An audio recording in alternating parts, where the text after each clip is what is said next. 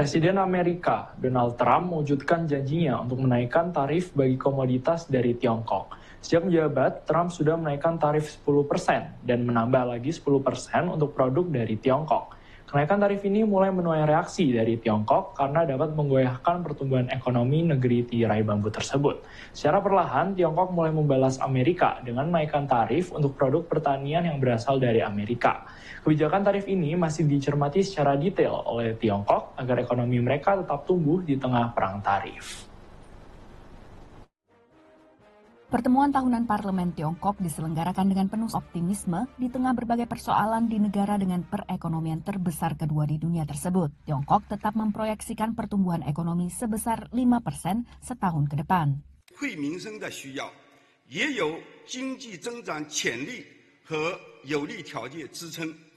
Pertemuan kali ini dibayangi tarif baru dari pemerintah Amerika Serikat di bawah Donald Trump. 美国应该复盘一下，你们从这些年的关税战、贸易战中得到了什么？ Dalam pidato kenegaraannya di depan Kongres Amerika, Trump menegaskan kembali perlunya memberlakukan tarif kepada negara yang dituduh melakukan praktik dagang tak adil terhadap AS. Other countries have used tariffs against us for decades, and now it's our turn to start using them against those other countries. Seperti saat masa jabatan pertamanya dulu, sasaran tarif terbesar dari pemerintah Trump adalah Tiongkok.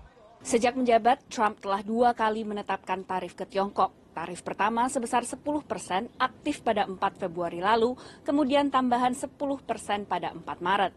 Pada kampanye Pilpres 2024, Trump sebut ia akan terapkan tarif 60% ke Tiongkok. Tiongkok akhirnya merealisasi ancaman tarif balasan diawali dengan tarif atas produk pertanian AS. Tapi menurut analis, tarif balasan ini relatif lunak.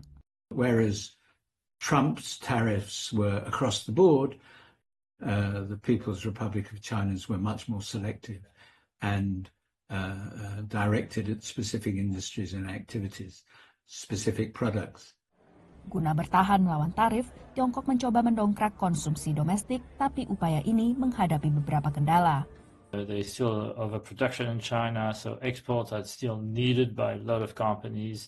So it's going to, I think the tariffs imposed by the Trump administration is going to have an impact. Pada saat yang sama, pemerintah di Beijing tampak berhati-hati menghadapi Washington yang kini tak mudah diprediksi langkahnya. This is something that the Chinese authorities even up to now has difficulties in managing because they are much more used to stable, well-known sort of entities and operating procedures so that they can plan in advance.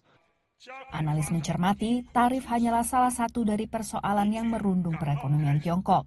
Karena tanpa itu pun, negara ini dilanda krisis properti berkepanjangan, juga dengan kelebihan pasokan rumah di tengah sepinya peminat. Dari Gedung Putih, Washington DC, Virginia Gunawan dan tim VOA. Informasi tadi sekaligus menutup perjumpaan kita hari ini. Jangan lupa saksikan News Point setiap hari pukul 13.00 waktu Indonesia bagian Barat.